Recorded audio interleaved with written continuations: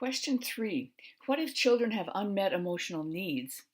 Our walking wounded students are the ones needing extra levels of service in schools because they tend to have atypical learning needs and don't cope well enough with school. So, over the decades, areas of professional specialty have been established, like learning assistance teachers, school counselors, and school psychologists. Unfortunately, these specialties grew up through the 70s and 80s when behavioral psychology and cognitive psychology knew nothing about emotions and also didn't consider studying emotions. Behavioral psychology studied animals in mainly laboratory settings and tested how behavior could be shaped or changed through scheduling rewards and consequences.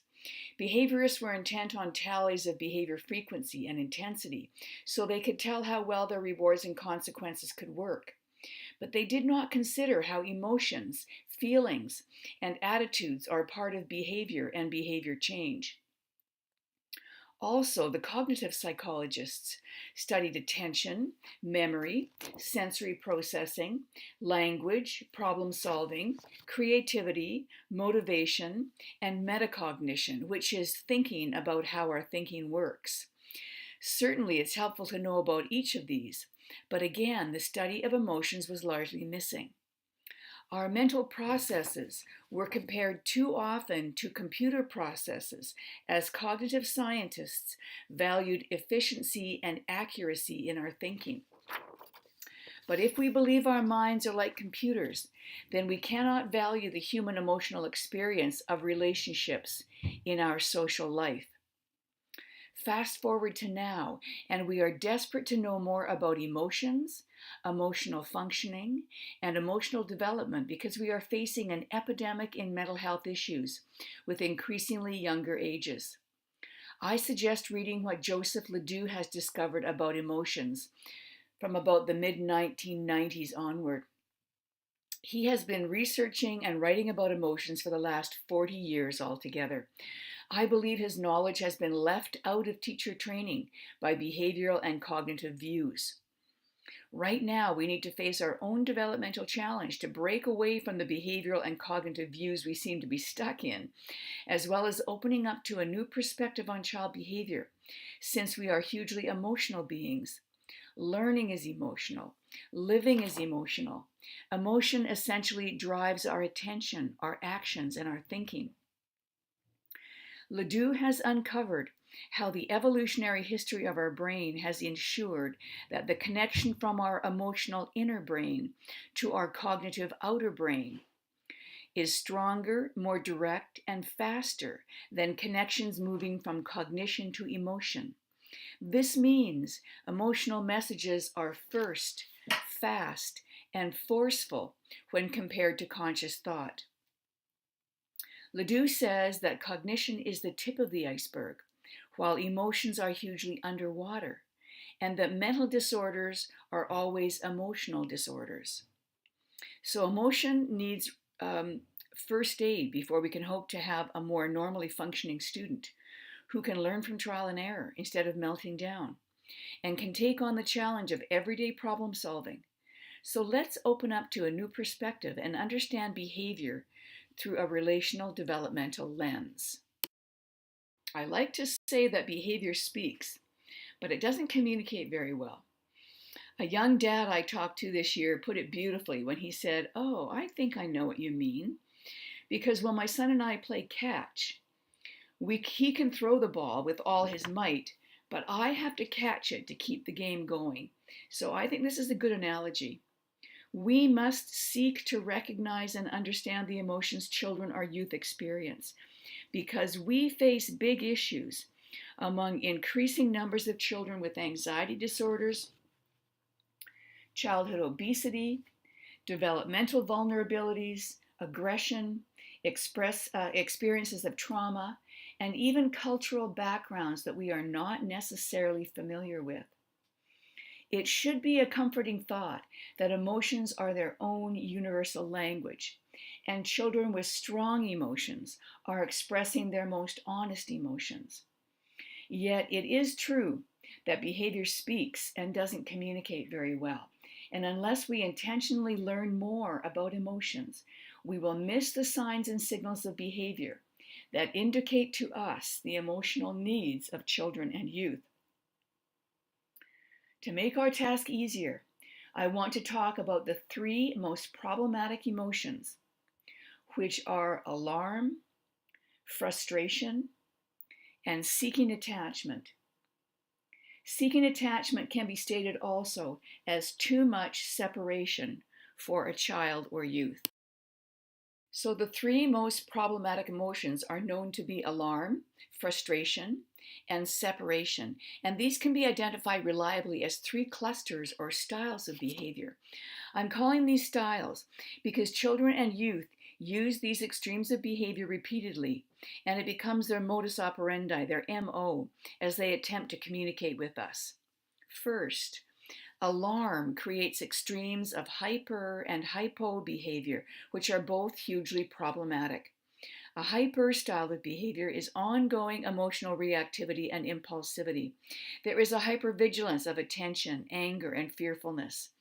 The hyperness comes from chaotic thoughts and inefficient sensory processing, and we cannot process all the sensory stimulation coming to us when we are emotionally alarmed. So often it seems the child is refusing to listen to our words or look where we try to direct their attention. But consider that this isn't intentional. They are on overload. Also, there can be what we think is a lack of fearfulness, and this youth will do very taboo things, like yell at adults, injure others, light fires, or push over tables and desks. At the other end of the continuum is a hypo style of underactivity, withdrawal. Children often look lethargic, sad, or depressed. The hyponess comes from anxious ruminating that runs circles inside the brain, keeping this child frozen and introverted. This child can be angry and have overwhelming feelings of guilt or shame and resort to unpredictable aggression, sabotage of classmates and friendships, or even self-harm. Hyper and hypo styles of behaving indicate this child has sensory or safety sensitivities, and they are in need of co-regulation of emotions to help manage feelings of alarm. We can't be entirely sure where the alarm is coming from unless we take the time to investigate, which should entail talking with teens and their families, or talking to younger children, although with younger children it can be more important to talk with the adults. Teens can be reasonably analytical about their experience, but adults will be key with younger children because most often children don't know or can't explain why they are, too hyper or too withdrawn. It's our job to find out. The second cluster, children can be generally irritable, pessimistic, easily upset, emotional, or provoked. These behaviors indicate esteem sensitivities because they are desperate to defend themselves against the daily frustrations too much to handle. In this case, the source of frustrations need to be investigated so that adults can assist a child in framing these as problems that can be solved. Or try to normalize the child's experience. Maybe we'll say, we all have to be patient with the noise in the class. Or we all get bumped in the coat room sometimes.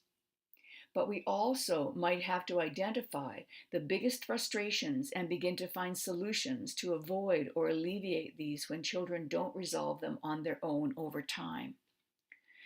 For example, teachers have moved the coat hook for a child into the hallway where there is lots of room to start the day and get organized, taking off coats and putting boots away. Instead of having the child inside the classroom with all the other children who are in the coat area, dealing with the unintentional chaos of being stepped on or bumped or tripping over misplaced shoes and backpacks. Children will become better problem solvers if we can support them to face problems and challenge them to try several solutions. None of us can deal with an overload of frustrations, and we will easily display a foul mood and become irritable or suffer more in silence as we dwell on worries that recur again and again. Checking on the basics of sleeping and eating patterns can be surprisingly easy fixes as well to consider. Third on this list are children who turtle, hide, whine, cling, crawl. They want to sleep, or they tend to curl up in a fetal position or insist on being solitary. These children are missing feelings of connection in attachment. There is too much separation. So I want to view this child as having separation sensitivities. Again, investigating how the child's most important family relationships or friendships at school, and certainly the relationship with the teacher, how these can be enhanced, or uncovering how to reduce separation from those people the child misses the most, will be important to address this unmet emotional need.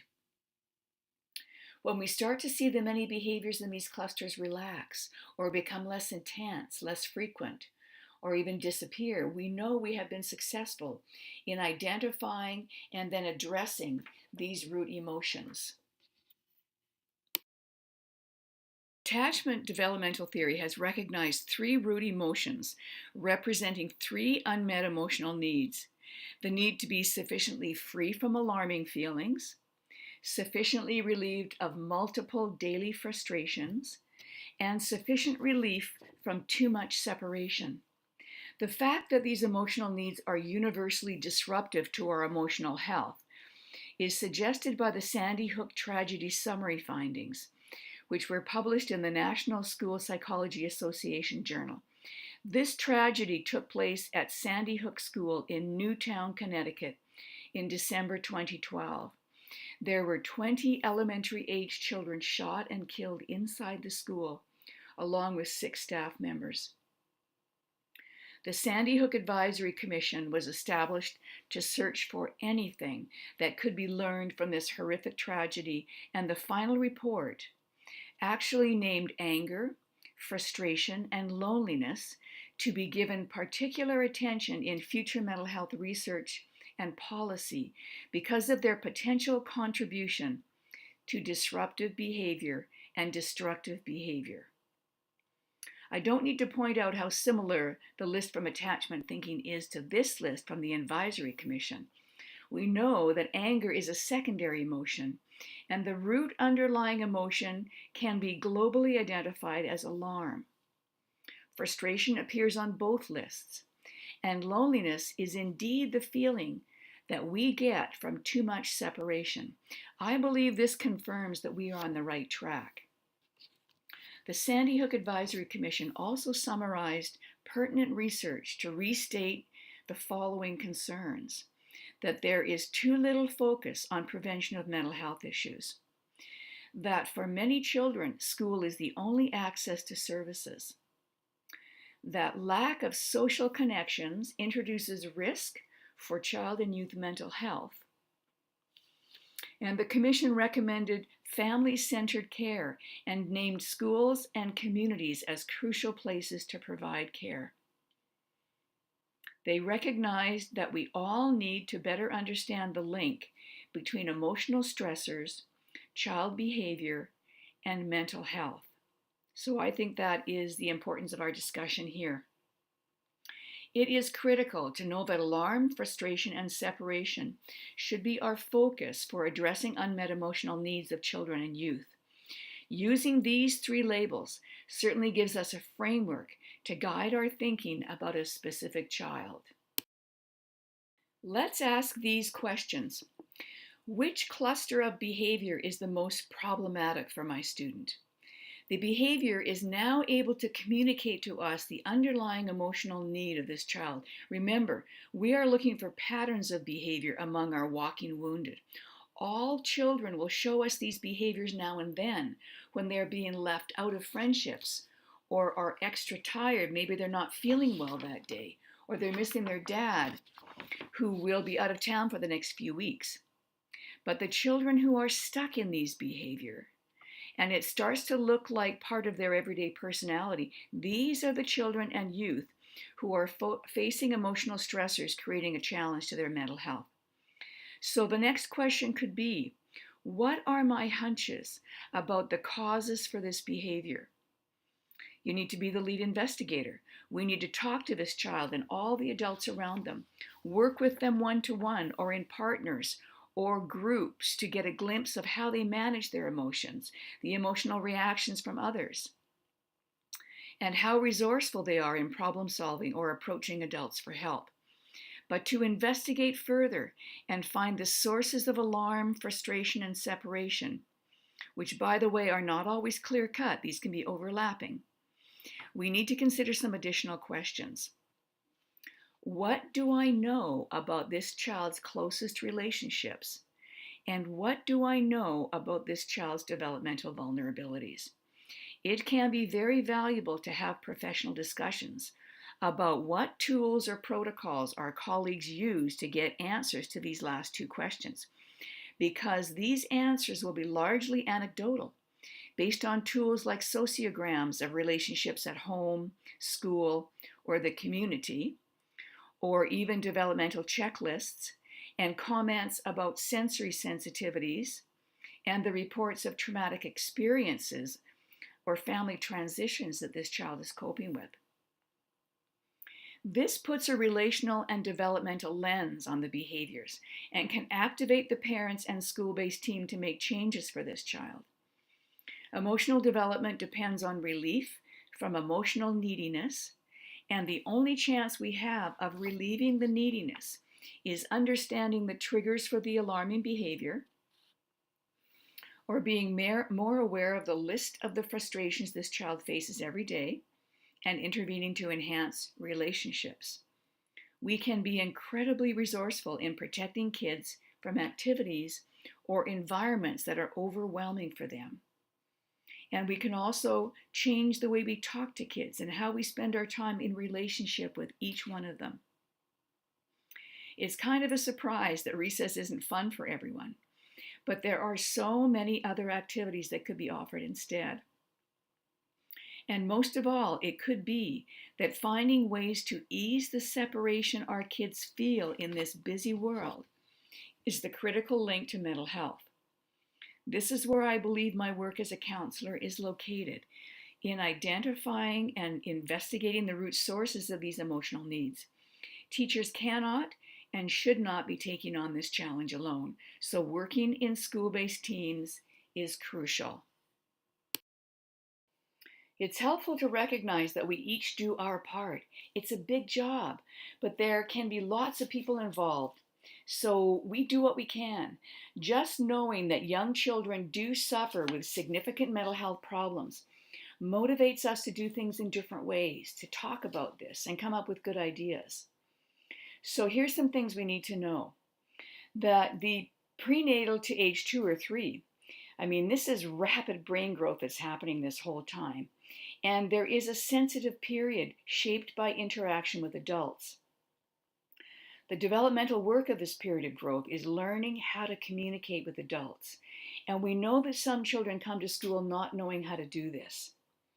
Sturdy brain architecture is organized as the result of responsive and dependable interactions with adults. So this is what we have to offer. We offer this when the child's brain is very plastic. It is stressful for kids to live with unpredictable or alarming events and relationships.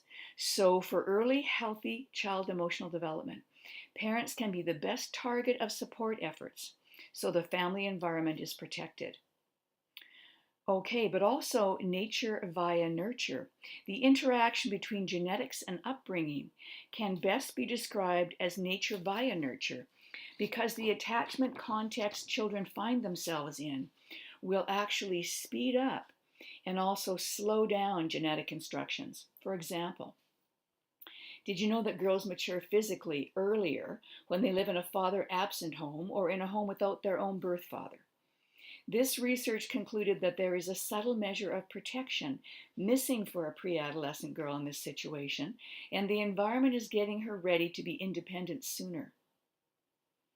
We are getting some great information from interdisciplinary studies like this one. It's an American study called the ACEs study, which stands for Adverse Childhood Experiences Study. And this study reports the direct cumulative effect of stress in childhood to many outcomes in adulthood. For example, the first one is bad enough, significantly shortened lifespan, but also alcoholism later in life, depression, heart disease, and diabetes.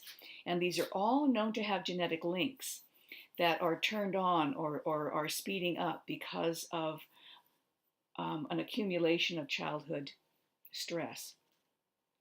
Even with early stressors, the best results for children and youth will be realized from consistently caring and trustworthy relationships in as many contexts as possible for as long as possible. The next point is chronic stress is toxic to development because children are profoundly dependent on adults for their safety and survival. They are more affected by emotional stressors, more affected than we are. But we all live with stress, and while chronic stress can be toxic to development, tolerable stress, or even positive stress, is the result of the protection and support from caring adults that children are enjoying at the same time that they're facing the everyday challenges of the world. So supportive relationships with adults helps the stress response system in both the body and the brain to return to a more normal baseline over time.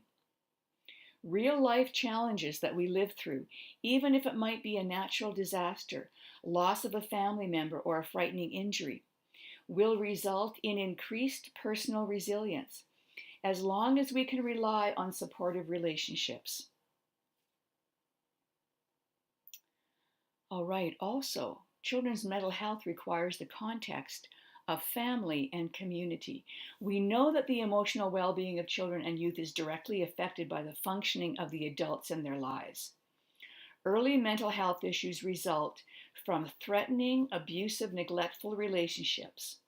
Yet, responsive and reliable relationships can actually buffer the adverse effects of other stressors. And since the family is a unit that can resist change or embrace change, and the family is couched in the context of community, the health of a child requires a healthy family that's relying also on a healthy community. In fact, the mental health discussion in Canada, consisting of national, provincial, and local groups, are concerned with lifespan approaches to mental health. And so they're talking about the untapped capacities among adults to restructure the mental health promotion of children, which also supports healthy adults. Untapped resources can be organized in unique ways. And we can see the value of expanding medical services like our doctor offices or walk-in clinics, and move more toward health hubs with multiple service professionals. There will be wonderful opportunities to establish more mental health services in a setting like a health hub. But I want to add that by attempting to set a framework like this, that is relational and developmental and can be adopted by schools, is a good way to activate our own capacities and design prevention efforts. Toxic stress does not just come from traumatic events. There can be chronic stress, which will be toxic when children have to live with social justice issues. So here's the list of the top 5 from trauma care research. Number 1, frightened or frightening caregivers. If adults are struggling with housing or food supply, struggling to provide for their families, perhaps struggling just trying to keep themselves safe or deal with their own mental health issues, then of course the children are highly affected. Number 2, separation, neglect, and abandonment are well-known stressors, and we have always been on the lookout for those situations where action is necessary for child protection. Number 3, exposure to threats, fighting, or violence. We want to have very calm school settings where there are not a lot of surprises for children. In fact, there could be a need to protect a certain child at school due to triggering effects when they live with violence that hasn't been resolved. We want to ensure a measure of rest during the school day to make the day as free as possible from yelling, banging, pushing, and the like. We have to know that big worries will not allow a child to concentrate and get to the deeper thinking necessary for learning. So our expectations need to change, at least in the short term. Number 4, accidents, natural disasters, medical and dental procedures are on this list as well. Even the expected medical and dental procedures that we all endure as children can be very difficult to manage if our parents feel our pain and have their own phobias about hospitals or dentists. Number 5, death of a loved one. Losing a beloved family pet can be just as difficult as losing a grandparent when it's the first time a child has thought about death. But at least we have lots of rituals and ways to remember that hold on to the connections we need when feelings of separation become overwhelming. Remembering can be very calming when we continue to talk about our loved ones or light candles or pay tribute in special ways. But Janina Fisher also talks about the living legacy of toxic stress. We will fully know the importance of addressing social justice issues and using the power of relational support to effectively buffer the impact of chronic stressors if we realize there is a living legacy to contend with. Janina Fisher is an American trauma therapist and a student of Bessel van der Kolk's, who authored the book The Body Keeps the Score. They both outline this living legacy, which encompasses impacts to the whole body. As a result of multiple stressors, we can all suffer with a long list of issues that will linger over many years or even most of our life. So here is the list that Janina Fisher has put together. Irritability, anxiety, and depression.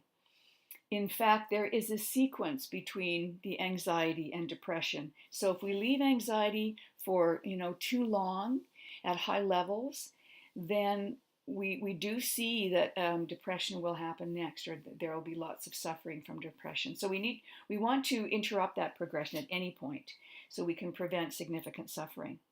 So think about these three. Eating disruption, which can progress from problem eating in childhood or adolescence to eating disorders. Or how about sleep disruption, which is associated with all mental health disorders, with the exception of night terrors, that most typically occurs in early or middle childhood and eases up during adolescence. So that one's a little bit atypical. But also sensory disruption, which is a new focus for schools, considering how much emotional upset the sensory issues can cause. All right, next on the list is shame and self-loathing. We get children and youth stuck in feelings of shame, low self-worth, and often express this in self-harm. Bossiness, mistrust, and hypervigilance can be characteristic of any of us at any age when the world is traumatic to us and feels hostile. Children need to know that the school is a friendly and caring place, even when they are struggling with tantrums and disruptive behavior. And that's necessary if we're going to be able to build relationships productively.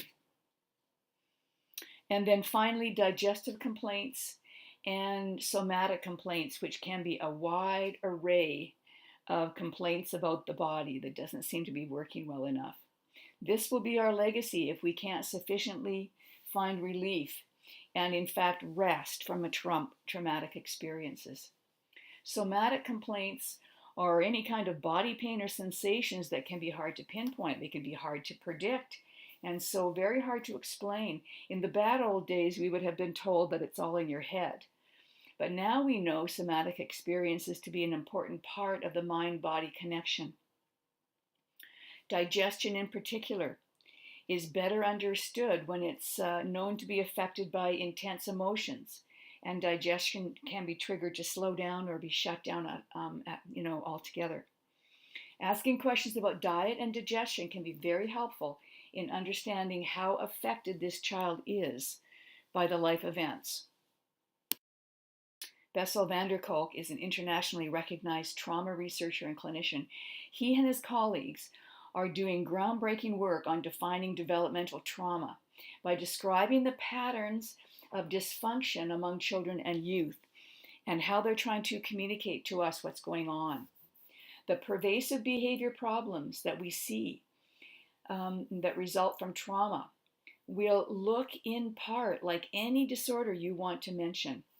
So this is important work, because if we treat a traumatized child for ADHD, for example, or we think they have social anxiety, we are just taking a part of that child to try and fix, then we may be doing more harm than good.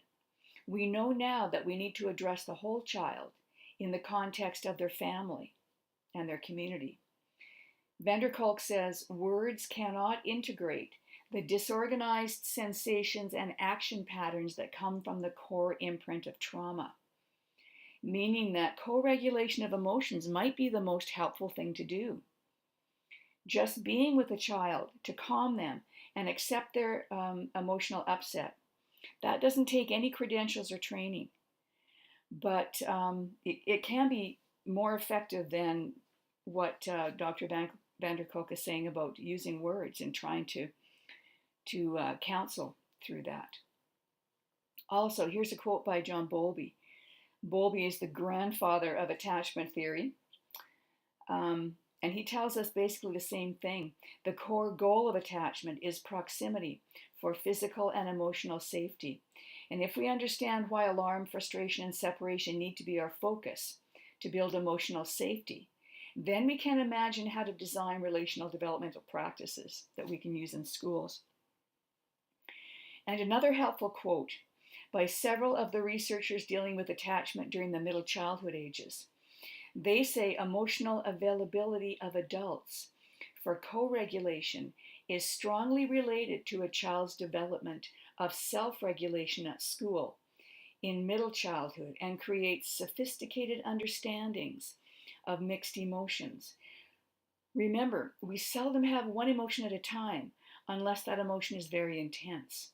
So the self-regulation we are looking for from our walking wounded will first rely on time with adults who have a child's cooperation to bring them to calm again and again. So to wrap up this section, we're going to look at the tools for addressing unmet emotional needs.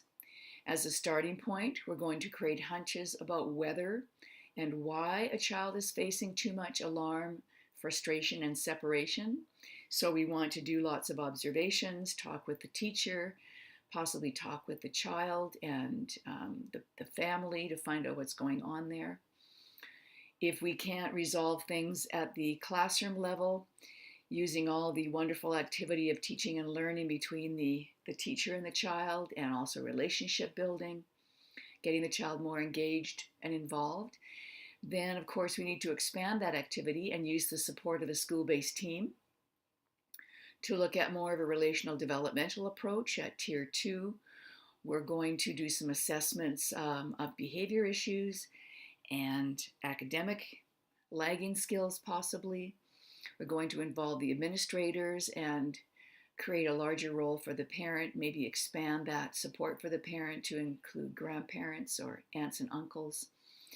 And if that's not enough at Tier 2, then we certainly need to look at Tier 3 services, which is going to draw in community counselors, maybe other health services that are in the community. The pediatrician can be quite helpful. Maybe we need more of a developmental assessment through organizations that the government sets up, possibly ICANN we would have access to, or even Child Protection Services might need to inform us and work in partnership with them. It's wonderful to think about something like a health hub where there might be multidisciplinary services that would be available. And RCMP Victim Services also comes to mind. So there could be quite a bit of support out in the community if we're looking for it.